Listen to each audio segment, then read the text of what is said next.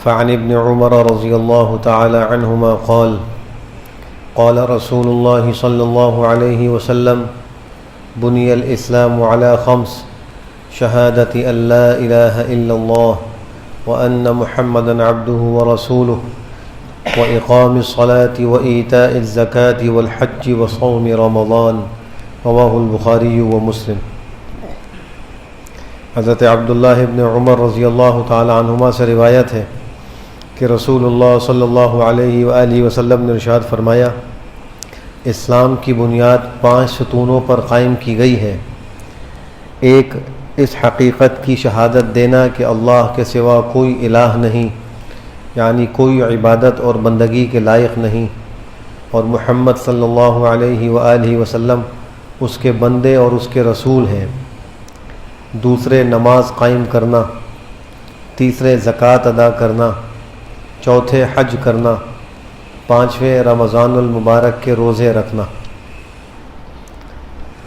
اس حدیث شریف میں سرکار دو عالم صلی اللہ علیہ وسلم نے اسلام کو بطور مثال کے ایک خوبصورت عمارت کی شکل سے تشبیہ دی ہے۔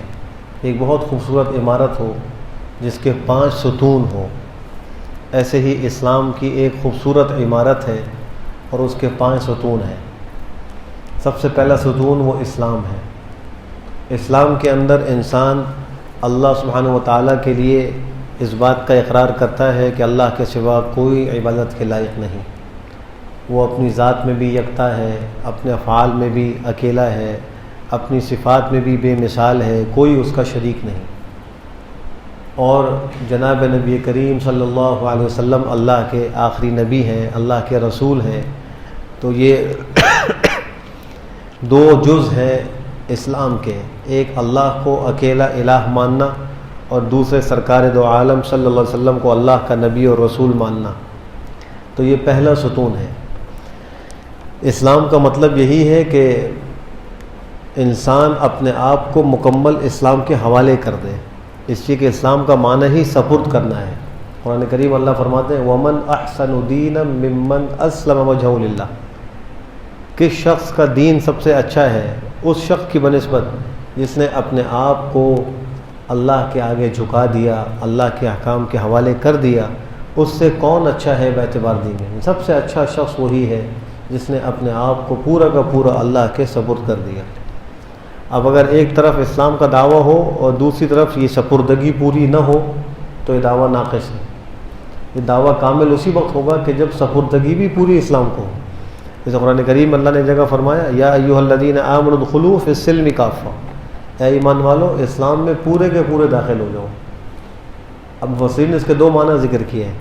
ایک مطلب یہ ہے کہ تم پورے اسلام کو اختیار کرو، یہ نہ ہو کہ اسلام کے بعض احکامات تو لے لو اور بعض احکامات کو چھوڑ دو، جیسا کہ آج ہمارے بہت سے مسلمانوں کا طریقہ ہے کہ وہ اسلام کے کچھ احکام کو لیتے ہیں اور کچھ کو نہیں لیتے۔ نماز کو لے لیتے ہیں، زکوٰۃ کو لے لیتے ہیں، روزے اور حج کو لے لیتے ہیں۔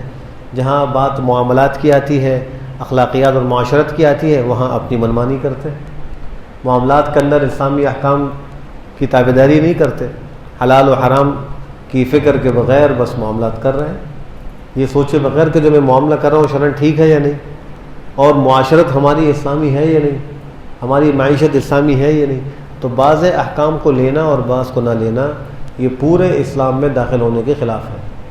مکمل احکام کو لینا یہ یہود و نصارہ کا طریقہ تھا کہ وہ کچھ چیزوں کو لیتے تھے اور کچھ چیزوں کو چھوڑ دیا کرتے تھے۔ جو ان کو خواہش کے مطابق لگتی تھی ان کو لیتے تھے، جو خواہش اور نفس کے خلاف ہوتی تھی ان کو چھوڑ دیا کرتے تھے۔ دوسرا مطلب اس کا یہ ہے کہ تم اپنے پورے اعضاء و جوارح پر اسلام کے احکام نافذ کرو۔ یہ نہ ہو کہ زبان سے تو کلمہ اسلام کا پڑھو لیکن تمہاری آنکھیں خلاف اسلام دیکھ رہی ہو، تمہاری زبان خلاف اسلام بول رہی ہو، تمہارا دل خلاف اسلام سوچ رہا ہو، تمہارے ہاتھ اور پیر خلاف اسلام استعمال ہو رہے ہوں۔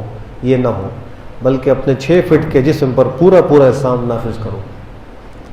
تو یہ پہلا ستون ہے۔ دوسرا فرمایا کہ نماز کو قائم کرنا، یہ دوسرا ستون ہے۔ اقامت صلاۃ میں نماز کو باجماعت، مردوں کے لیے مسجد میں اس کو وقت پر ادا کرنا، تمام آداب اور حقوق کی رعایت کرنا اس میں داخل ہے۔ اور تیسرا ستون فرمایا کہ وہ زکوٰۃ کو ادا کرنا ہے۔ جو آدمی صاحب نصاب ہو اور اس پر سال گزر جائے تو ایک معلوم مقدار اپنے مال میں سے نکال کر فقراء تک پہنچانا یہ فرض ہے۔ اور چوتھا ستون حج ہے۔ جس آدمی کو استطاعت حاصل ہو اس پر حج فرض ہو جاتا ہے، حج کرنا ضروری ہو جاتا ہے۔ اور پانچواں ستون رمضان المبارک کے روزے ہیں۔ یہ جو 5 ستون اور یہ 5 بنیادی ارکان اسلام کے ذکر کیے گئے ہیں، تو یاد رکھیے کہ فرائض اسلام اور ارکان اسلام اس میں منحصر نہیں ہے کہ ان کے علاوہ اور کوئی چیز فرض نہیں ہو، بلکہ اس کے علاوہ اور بھی ارکان اسلام ہیں اور فرائض اسلام ہیں، لیکن یہ چونکہ ان میں سب سے اہم تھے اس لیے ان کو یہاں ذکر کر دیا گیا۔ اور یہ وہ فرائض اور ارکان ہیں کہ جو دائمی طور پر فرض رہتے ہیں، مخصوص حالت میں ہو اور بعض حالات میں نہ ہو، یہ ایسا نہیں۔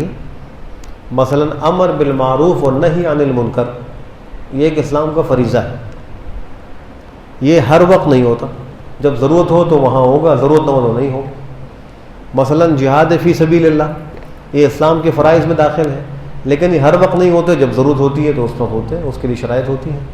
لیکن نماز، روزہ، حج اور زکوٰۃ اور اسی طریقے سے زبان سے شہادت کا اقرار کرنا اور اسلام میں داخل رہنا، یہ ہر وقت اسلام مسلمان کے لیے ضروری ہے، انسان کے لیے ضروری ہے۔